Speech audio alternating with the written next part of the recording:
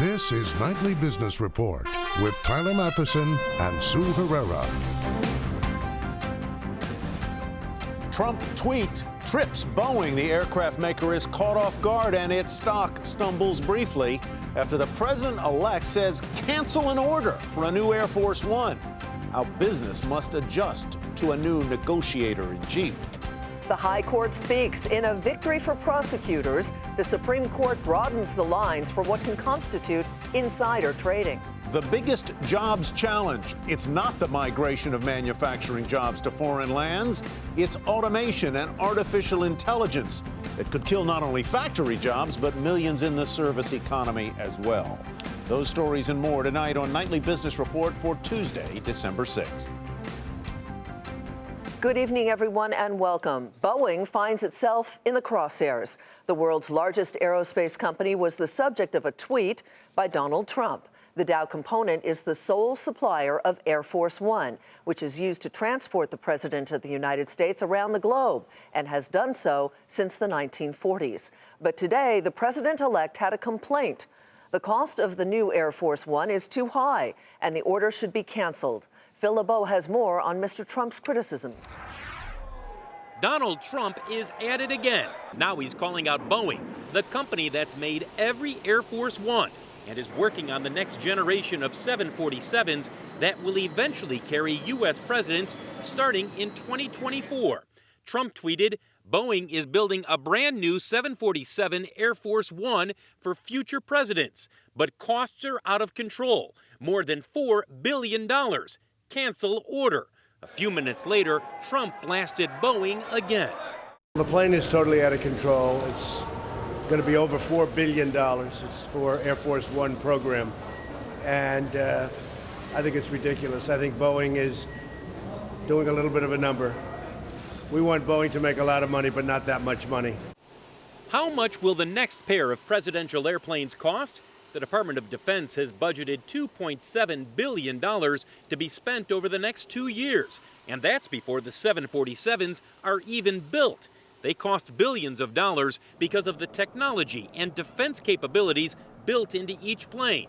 Boeing's response to the president-elect, we are currently under contract for $170 million to help determine the capabilities of these complex military aircraft that serve the unique requirements of the President of the United States.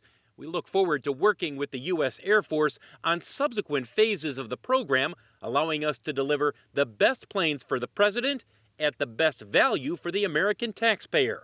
For its part, the current White House staff says the numbers Donald Trump is citing don't appear to reflect arrangements between Boeing and the Department of Defense. Perhaps, but Boeing and the DoD are now both under pressure to keep costs in check for the next Air Force One and a duplicate 747. Those planes are needed because the current pair of 747s that carry President Obama around the world are 23 years old, and by the middle of next decade, they will be due for retirement. Phil LeBeau, Nightly Business Report, Chicago. Well, as the Defense Department comes under pressure to keep costs in check, there's a new report out today that the Pentagon suppressed a study that found ways to cut $125 billion in waste. The Washington Post reports that the study was buried amid fears Congress would use the findings as a reason to cut the Pentagon's budget. Among other things, the data showed that almost a quarter of the defense budget is spent on back-office business operations. Eamon Javers has been following the story for us from Washington. Eamon, what else was in the study today? Yeah, hi, Tyler. This was the lead of the Washington Post this morning, and the co-byline on this is Bob Woodward of Woodward and Bernstein fame, so that's why this story is getting so much attention, and also because of those details that you just rattled off. This was the Defense Business Board. It's an outside group of experts brought in by the Department of Defense to analyze what was going on in terms of the back office employment, all the functions and accounting and business development functions of the Pentagon that don't necessarily relate to fighting wars. One of the things they found, in addition to those numbers that you just cited, was that more than 1 million people are involved in that back office effort as employees or contractors or non-uniform personnel. That is a big, big number, and it's bigger than anyone suspected. The ultimate conclusion here was that the U.S. government is spending a lot more for this back office stuff than anyone really knew before this. What about the timing of all of this? Why was this leaked now? Yeah, I talked to Maya McGinnis about that today. She's one of the leading balanced budget advocates here in Washington, D.C., and she said that this is definitely not an accident. There's always a reason. Here's what she had to say. I'm sure that people who have seen this going on for a long time and now understand that the defense spending budget is likely to increase under a President Trump, given what he said, wanted to get this information out there. So leaks happen when people put in a lot of work and they want to make sure the information is out there, but there's also always political motivations. So read this very much as a message directly to Donald Trump from deep inside the Pentagon bureaucracy. The question now will be, what will Mr. Trump do with this information now that it's been put on the table? And so what is he likely to do about it? Well, I think you've got to look at the mix of what the Trump team are talking about, and then also what Congress is likely to do. Remember, Donald Trump has said that Marine General James Mattis is likely to be his Secretary of Defense. He's a warfighting expert. He's an expert on logistics and planning. He might have one take on it, but the members of Congress will have a very different take. They like to preserve jobs in their district, and that's what a lot of these million-plus jobs are all about, spread across the country by contractors who are very savvy about making sure that every key member of Congress has a lot of jobs in their district to vote for keeping this structure the way it is. Eamon Javers, thanks very much. Eamon in Washington. So with waste allegedly being a problem in Washington, should the government take a hardline approach to get things cleaned up? Tom Schatz is president of Citizens Against Government Waste, an advocacy group, and he joins us now to talk about that. Welcome. It's nice to have you here, Tom. Thank you. Obviously, from the name of your organization, you do think that there's some government waste that should be addressed. Let me start with Boeing, and then we'll broaden out the discussion. Specifically, Mr. Trump made his comments this morning. Your reaction to them? He's basically talking about cost overruns on a lot of Pentagon spending and projects and weapon systems. For example, the Joint Strike Fighter is $160 billion over budget, 7 years behind schedule. Boeing's Pegasus is also over budget, and the Government Accountability Office issued a report in March of this year saying that the major defense acquisition programs, 79 of them, are $469 billion above the cost that was expected to be used at the time they went into production. So in other words, once they started to the time they're going to be completed, $469 billion. So could be $4 billion, could be $2 billion. Something's going to be overrun on the presidential plane, there's no question. How much, as you look at the entire federal budget, Tom, would you say is represented in waste or duplicate functions or bureaucracy? How much of the roughly $4 trillion could you cut out if you really took a sharp knife to it? Citizens Against Government Waste issues a prime cuts report every year. This year's report has 680 recommendations worth $644 billion in 1 year, $2.6 trillion over 5 years. There are reports all over the place. Government Accountability Office issues reports on duplication and overlap, tens of billions of dollars in duplicative and overlapping programs. All that information is there. An incoming president can take it and use it and get the department heads to look for a lot more waste, and they could certainly cut a fair amount of what we're now spending in Washington. How much of it also comes down to the bidding process on some of these larger projects, I should say? Boeing is the only bidder, for instance, on Air Force One. However, some of these other contractors also are single bidders. Should that be changed? And do you think Donald Trump will advocate for that type of reform? That's already being done. Senator McCain and Congressman Thornberry, the heads of the Senate and House Armed Services Committees respectively, have in the Defense Authorization Act a number of proposals to change the way the Pentagon does business and cut some of this waste that the Defense Business Board has identified. About half of the contracts with the Pentagon are single bidders, and a lot of companies don't want to get involved because there is a lot of favoritism. SpaceX, for example, when they wanted to get into the launch business, had to sue the Pentagon just to get on the list, and that's helping to save money already. All right, Tom, thank you very much. Thanks. Tom Schatz with Citizens Against Government Waste. President-elect held a number of meetings today at Trump Tower. One meeting was with the CEO of Japan's SoftBank, who pledged to make a big investment in the U.S. Ladies and gentlemen, this is Masa of SoftBank from Japan, and he's just agreed to invest $50 billion in the United States and 50,000 jobs. And he's one of the great men of industry, so I just want to thank you very much. Thank you. Thank you very much. This is one. And you, if you'd like to speak to him, you can. But one of the truly great men. Thank you. Thank you. Well, no details beyond those were given, and it is not clear if SoftBank's announcement is new. SoftBank's CEO did suggest that his company would focus on the technology sector and that the money will come from a $100 billion investment fund that his company set up with Saudi Arabia. On Wall Street, the blue chip Dow index closed at a record, its 11th all-time closing high since the election. The small cap Russell index also finished the session in record territory. As for the numbers, the Dow rose 35 points to 19,251. The Nasdaq climbed 24. The S&P 500 tacked on 7. Corporate leaders are more optimistic about the business environment in Washington, but according to the latest survey of the Business Roundtable, there's also concern about the president-elect's approach to taking on individual companies. The influential group of CEOs say they would prefer to see broad policy changes, not one-off decisions. CEOs are also wary of plans to potentially impose large tariffs on companies that move jobs abroad. New orders for goods made at factories rose by the largest amount in nearly 1.5 years. The Commerce Department said the 2.7% increase marked 4 straight months of gains and was more than economists had expected.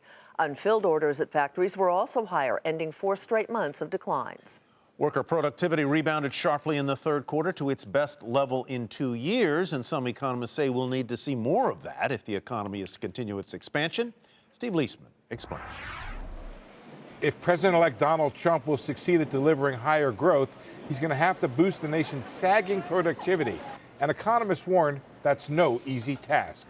There's really only 2 parts that go into growth: how much the nation works and how efficiently it works. And how much it works, that's governed mostly by labor force growth, and that's on the decline. So we just have slower growth in the labor force. The baby boom is entering the retirement phase, so we're going to have slower growth in the number of people working. So that leaves growth and productivity to boost growth, and it has been sluggish. Even after a third quarter surge of 3.1%, year-over-year gains in the nation's productivity were flat compared to a year ago. Since 2007, productivity is up just 1.3% on average each year. That's half the growth rate from before the recession. Economists debate where the productivity went and how to get it back. Some, including those advising Mr. Trump, point to overregulation and say productivity growth can be brought back by getting rid of all those rules on the books. Others point to a lack of capital spending that resulted from the Great Recession. Workers haven't been given the machines to increase their efficiency, so a rebound in business investment could boost productivity. Government spending on roads and bridges is another area to look at. Let's imagine that we had a lot of fiscal spending on infrastructure. More spending on infrastructure would actually increase the productive capacity of the economy. It would resolve bottlenecks. But all of that only gets you so far. To really amp up productivity and growth, you need whiz-bang technology. Despite more and more computers and cell phones and circuitry and sensors, the evidence so far is none of it is, well, whiz-banging enough, at least not yet, to meaningfully move the needle on productivity. For Nightly Business Report, I'm Steve Leisman. Still ahead, did the Supreme Court just usher in a new era of insider trading prosecutions?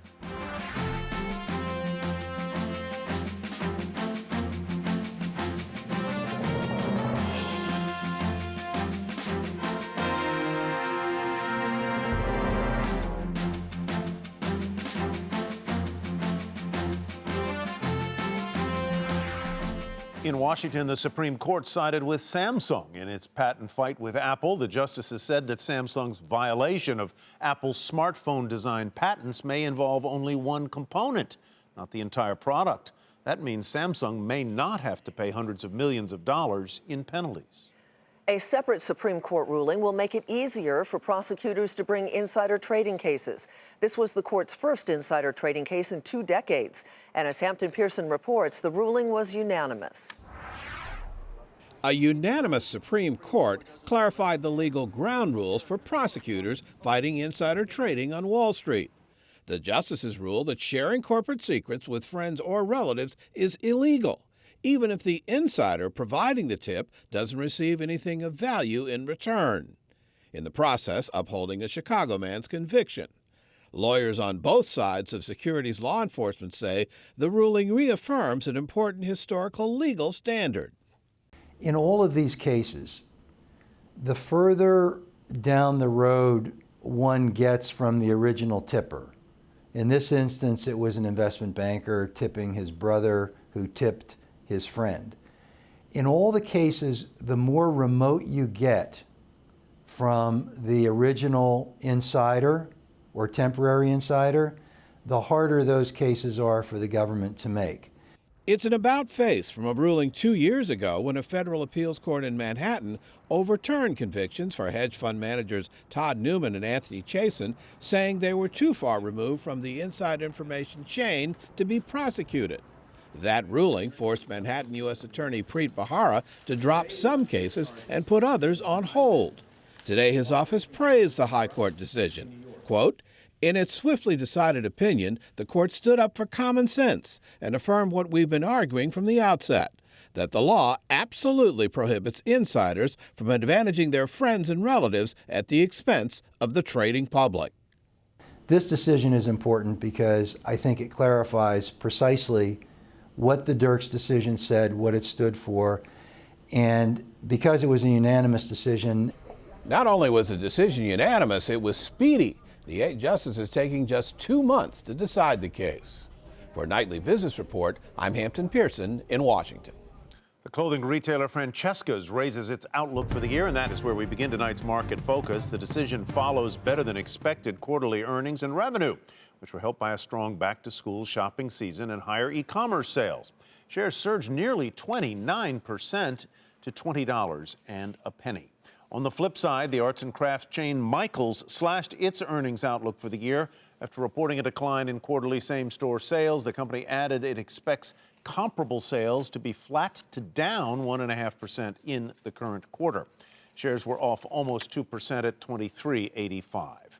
And Chipotle's CEO Steve Ells admitted today that he was nervous about the burrito chain being able to meet its sales and earnings targets for the year.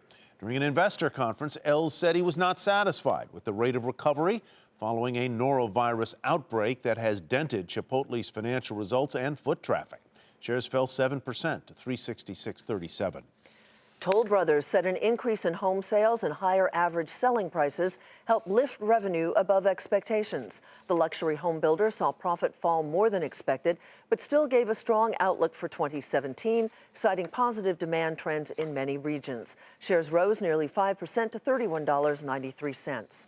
Microsoft has cleared its last regulatory hurdle in its purchase of networking site LinkedIn. Today, the European Union approved the $26 billion merger after Microsoft agreed to several concessions that are aimed at protecting competition. Microsoft shares were down 27 cents to $59.95, while LinkedIn shares rose a fraction to $195.94. There may be an unintended consequence of a deal struck last week to keep workers at an Indiana plant instead of moving those jobs to Mexico. As we've reported, air conditioner maker Carrier, owned by the Dow component United Technologies, made the decision following pressure from President-elect Donald Trump. The company received $7 million in tax breaks over 10 years and said it would invest $16 million to keep the plant updated. But as the CEO of United Technologies said in an interview yesterday with CNBC, updating the plant will result in more automation and an important consequence. We're going to make a $16 million investment in that factory in Indianapolis to automate, to drive the cost down so that we can continue to be competitive. Now, is it as cheap as moving to Mexico, the lower cost labor? No. But we will make that plant competitive just because we'll make the capital investments there. Right. What that ultimately means is there will be fewer jobs. Fewer jobs is also what many say Amazon's new concept grocery store will result in. As we reported yesterday, the Seattle store uses artificial intelligence technology that eliminates checkouts and cashiers. All consumers need is a phone. There was big reaction today. Headlines range from the New York Post calling it a job killer to Vanity Fair saying we're moving closer to a world without jobs, to the Wall Street Journal calling checkout a thing of the past. And it's that increase in automation and artificial intelligence that reflects the shifting nature of work. So are technological advances the biggest threat to American workers? Martin Ford is the author of Rise of the Robots, and he joins us now. Mr. Ford, welcome. Good to have you with us. Are we too focused on the wrong thing, namely moving jobs overseas? And are we missing, as a result, the really big idea, which is that automation could end up killing far more jobs than migration? To a large extent, I think that's true. And in fact, technology has already had a very big impact, although it's not quite as visible as things like global trade. But it's going to accelerate in the future. And this new store from Amazon is definitely a very prominent example of that. So you say that more jobs will be destroyed than created by technology longer term. Is there a way to remedy that? I don't think there's a way to stop that. What we have to do is try to adapt to it. The thing is that the machines, algorithms, robots are now beginning really to think. They're taking on cognitive capability, not just, manipulative manual work anymore. And that's going to have a much broader impact. Is it that difference, in other words, the evolution of artificial intelligence, not to mention robotics and other things, that make it different this time? And what I'm driving at here, Mr. Ford, is the idea that we've gone through technological change many times before, from agriculture to machines, and we didn't need as many farmers or as many crop pickers. But those people turned out to get jobs. Why is it different this time? That's right. This time it's much more broad-based. And again, I'd focus on the fact that the machines are thinking. They're taking on cognitive skills. They're beginning to make decisions and, most importantly, to learn. If you look back at agriculture, that was a very specific mechanical impact. It did disrupt the agricultural sector. Millions of jobs were lost. But of course, those people moved on to manufacturing, and then later on, they moved on to the service sector. This time, we've got this very broad-based, scalable technology that's coming for everything all at once. It's going to hit every part of the economy. There really isn't going to be some new rising sector that's going to absorb the millions and millions of people that are impacted by this. Usually when we see technological innovation, it's a net positive for the economy, all things considered, and for society. But you argue that may not be the case this time because of the income inequality and the social inequality that this may develop into. That's right. I mean, the positive side of this is definitely still going to be there. There are going to be many, many positive aspects to this. I mean, just look at that Amazon store. You can walk in and walk out without ever standing in a line. We're going to have self-driving cars at some point that will save millions of lives because they're going to be safer. So those are all good things, but the inequality aspect of it, the fact that it's going to remove opportunity, especially for a lot of average, typical people, is going to be a big problem. So what we have to do is figure out a way to adapt to that, to address that negative side of it so that we can embrace the positive side. Martin, we'll discuss this more, I'm sure, in the future. Martin Ford, author of Rise of the Robots. And coming up, stocking stuffers, not robots, the shares that have historically done well this time of year.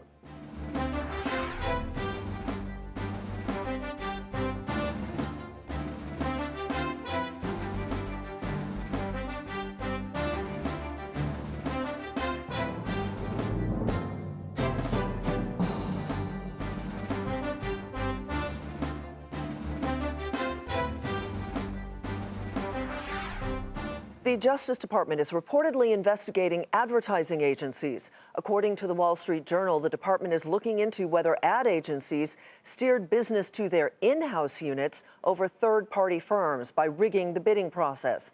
The production and post-production of commercials is a $5 billion business. The report pressured shares of two of the largest ad firms, Interpublic Group and Omnicom. A lot of people spend a lot of money this time of year. Consumers spend it on gifts, investors on stocks. And as Dominic Chu reports, some names have historically performed far better than others at this special time of year. 'Tis the season for making that list and checking it twice. And it's not just about whether the kids have been naughty or nice. It's also about taking stock of what's in your investment portfolio and how they're doing. Historically speaking, some parts of the market have fared better than others during the holiday season. So according to data and analytics firm Kensho, over the past 20 years, a handful of stocks have had a track record of being positive performers between Thanksgiving and the end of the year.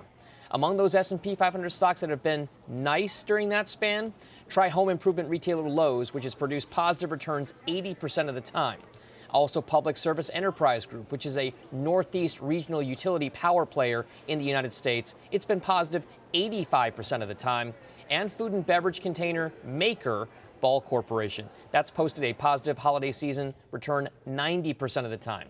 As for the historically naughtier performers, you got oil and gas related stocks like Chesapeake Energy, which is positive 45% of the time.